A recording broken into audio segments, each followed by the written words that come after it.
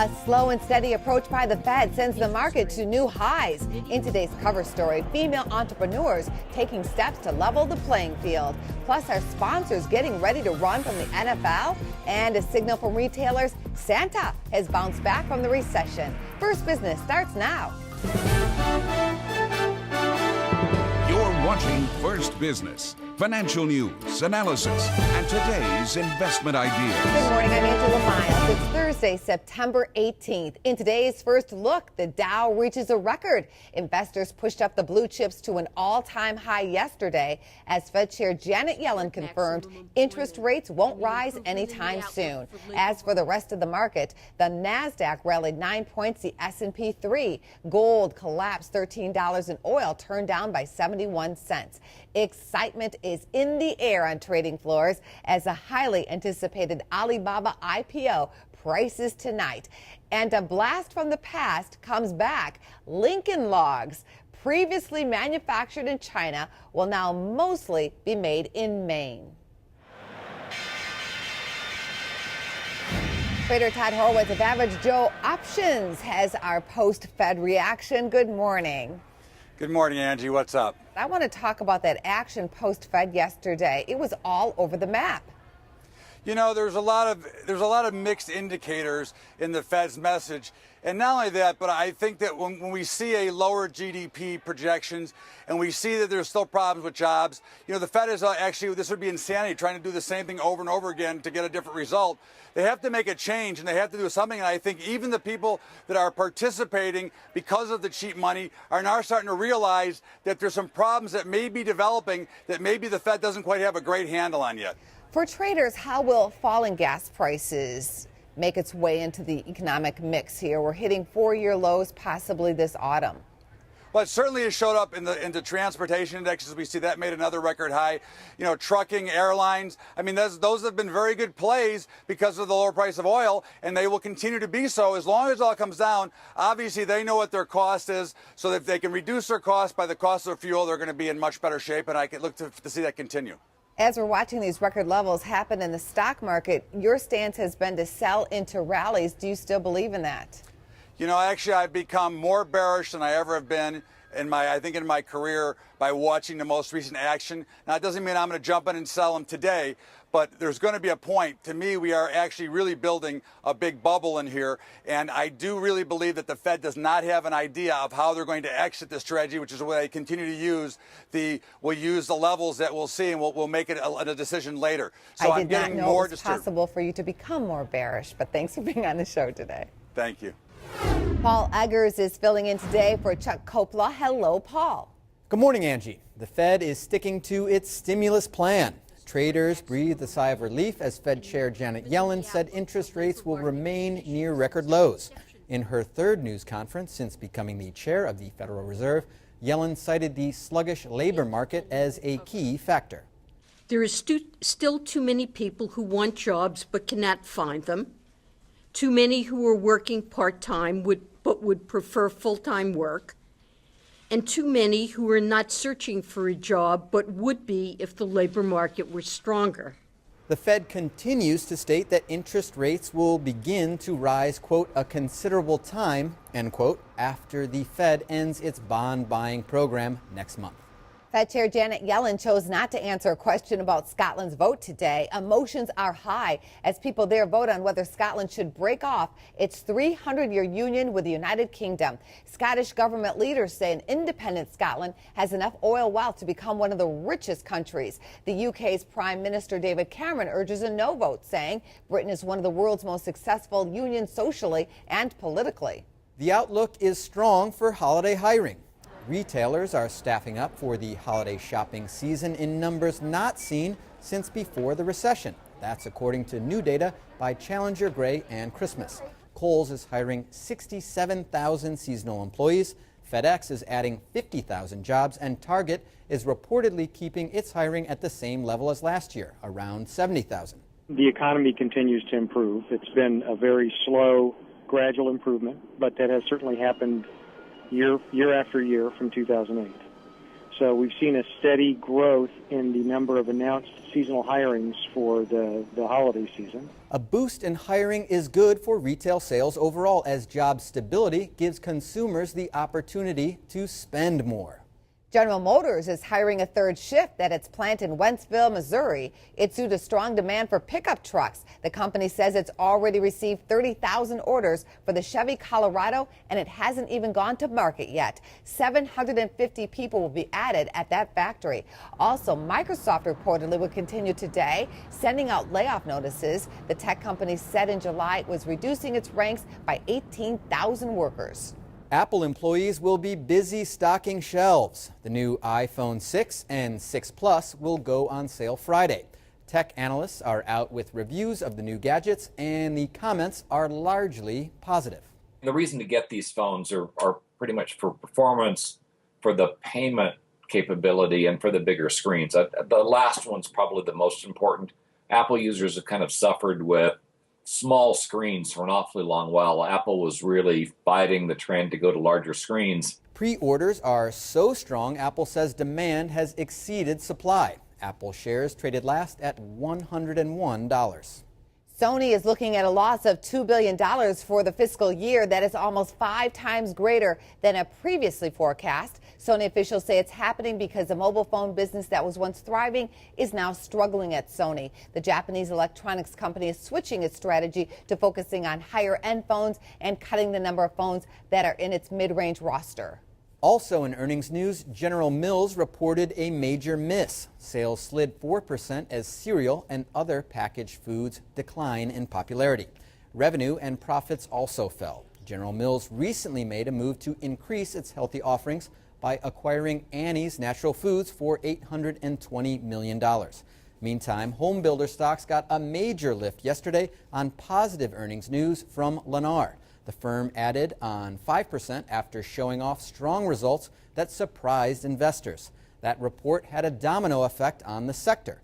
Competitors D.R. Horton and KB Home also rallied yesterday. Family Dollar is once again saying no to Dollar General. Dollar General went hostile last week with its $9.1 billion bid to buy Family Dollar. When that failed, Dollar General took its offer directly to Family Dollar investors. Well, now Family Dollar is telling those shareholders to just say no. Family Dollar is sticking with its buyout offer of $8.5 billion from Dollar Tree. Activist investors are pushing to break up DuPont. The chemical company has caught the eye of Trian Partners, considered one of Wall Street's most successful activist investor groups.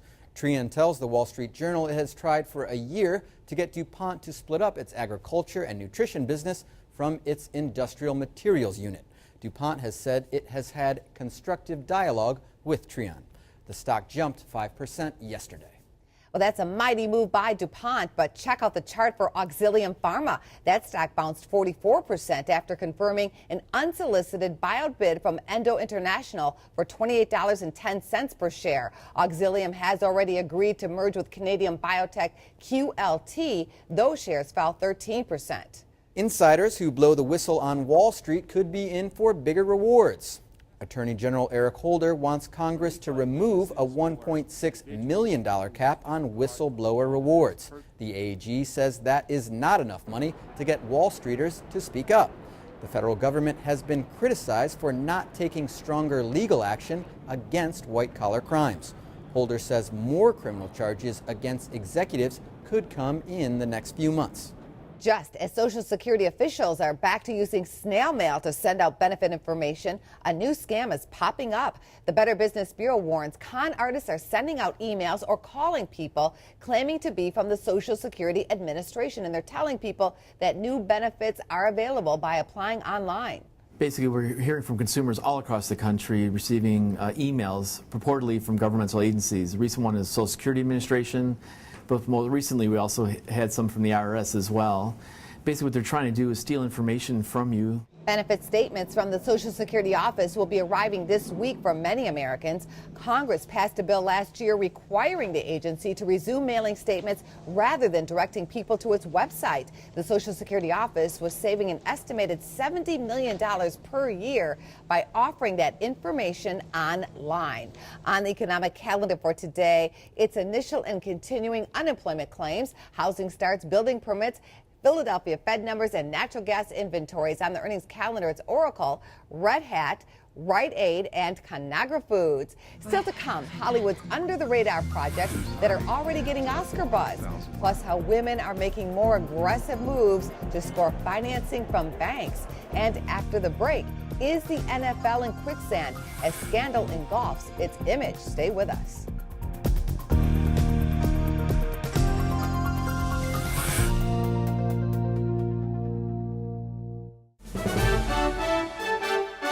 First Business, your source for financial news, analysis, and today's investment ideas.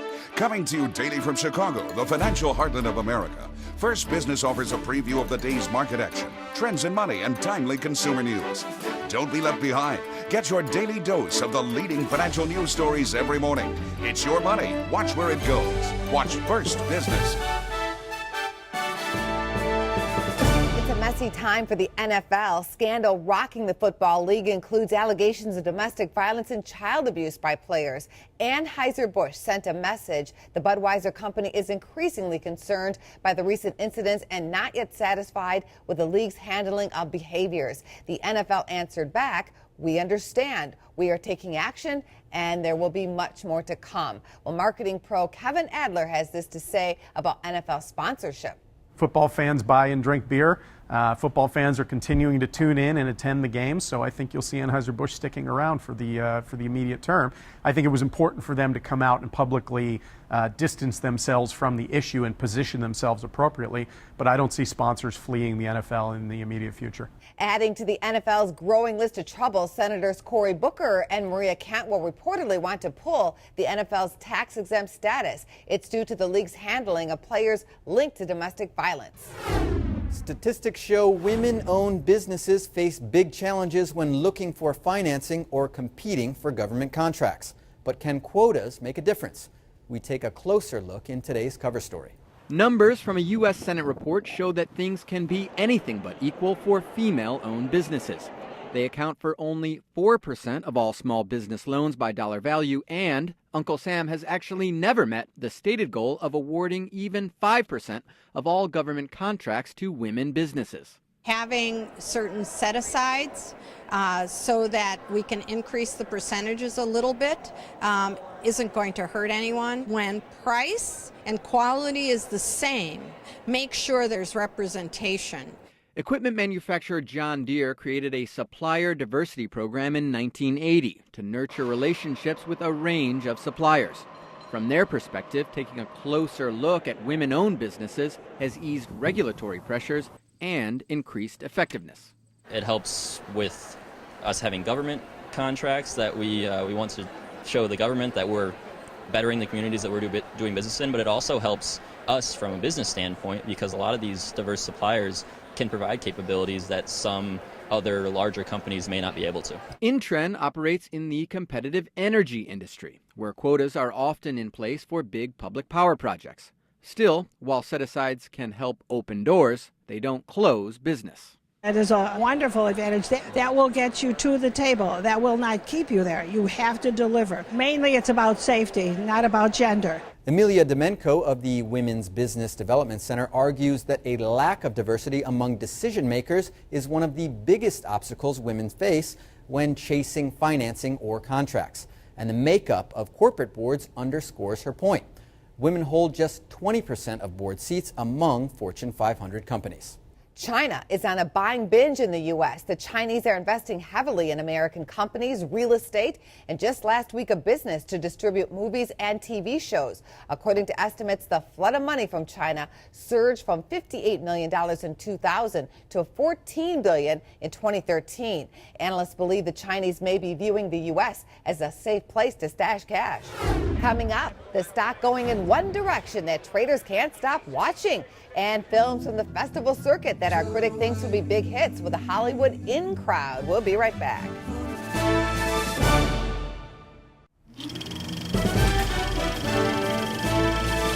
The Academy Awards are months away, but preseason action, it's already here. Fresh from his trip to the Toronto Film Festival, our critic has the goods on what to expect at the box office. And this festival is really what launches the whole season, correct? Yeah, this is sort of the first stage. I mean, with Venice, Telluride, and Toronto, sort of the big three, the sort of kick-off award season once we get out of the summer blockbuster season. And there are a lot of films that really sort of picked up a little bit of steam. Reese Witherspoon in Wild is probably the front runner right now for Best Actress, though there's a movie called Still Alice that Julianne Moore is in. A lot of people are sort of touting that as a contender. The Imitation Game that the Weinsteins are putting out about Alan Turing, the mathematician who solved the Enigma machine back in World War II, is really being touted as a big favorite in a lot of categories. We'll see how that plays out. Now, there were also some deals that were signed for some indie films, so that was good news, starting with a Chris Rock film. Yeah, this was the real big story coming late out of the Toronto Film Festival, that Paramount Pictures snatched up Chris Rock's latest directorial effort, Top 5, for $12.5 million. And it got a lot of praise at the festival. I ended up seeing it because of this deal, just because I wanted to see how it was. I didn't think much of it. I got a lot of problems with it, but that doesn't mean that it was not a smart deal, because I think that it's a film that has a lot of potential upside. Also on the list, While We Were Young, Big Game, The Forger, and The Reach. Yeah, and While We're Young, Ben Stiller film directed by Noah Baumbach, I think is a film that's probably be released in the spring, probably by A24. And I think there's, this would be kind of a modest success if they can get that film out into the public. Let's fast forward and take a look at what's happening this weekend, because you just saw the Liam Neeson film, but tapping that list this week, The Maze Runner, This Is Where I Leave You, and A Walk Among the Tombstones. Yeah, The Maze Runner is the film that's probably going to win the box office this weekend. It's the latest young adult adaptation. Fox is having one heck of a run, and they're probably going to continue that with this film. This Is Where I Leave You, kind of an ensemble comedy drama that might do okay. I think I might like it. I think you might. It's getting kind of mixed reviews. I've seen a lot of independent films just like this year, so I'm a little worn out on them. Gotcha. But A Walk Among the Tombstones is a really solid detective thriller with Liam Neeson. It's another kidnapping so hot right now. He's terrific, and a kidnapping film. So it's not of the Taken variety where he's just going out to kill the bad guys. This is more moody. It's detective. It's more film noirish. It's a really terrific film that people should check out in theaters right now. Sounds enjoyable. At the box office last weekend, a bit of a surprise here. No Good Deed coming in at #1. They loved it. Dolphin Tale at #2. Guardians of the Galaxy still in there. Over 300 million. Yep. Teenage Mutant Ninja Turtles and Let's Be Cops. Yeah, No Good Deed's a really interesting story, because Screen Gems actually canceled screenings from critics last week at late. We had all this controversy with the NFL, and this is a film about a guy terrorizing women. So I think that the twist that they said was in the film, I think the twist was that the guy just didn't belong to the NFL. Thanks for coming on the show, Eric. Thank you. Still ahead, X marks the spot on a steel stock that is suddenly on the rise. Chart Talk is next.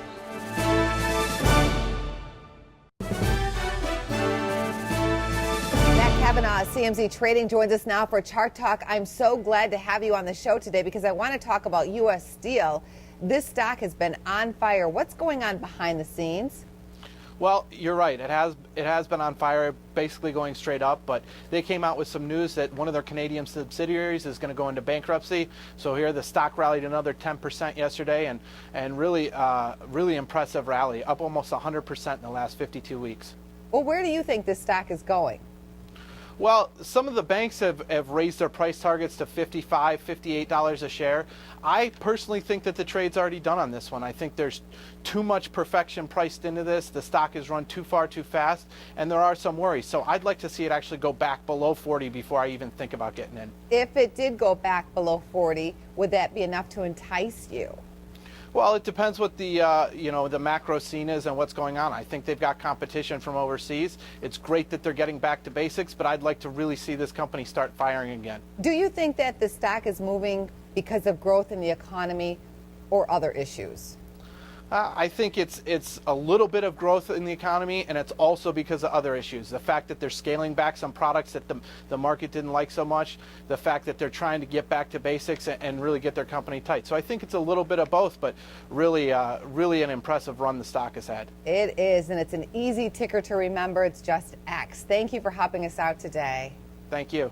Thanks so much for watching today. Join us tomorrow for Traders Unplugged. The guys will be getting real about Alibaba and who stands to make the most money on that hot IPO. From all of us at First Business, have a great Thursday.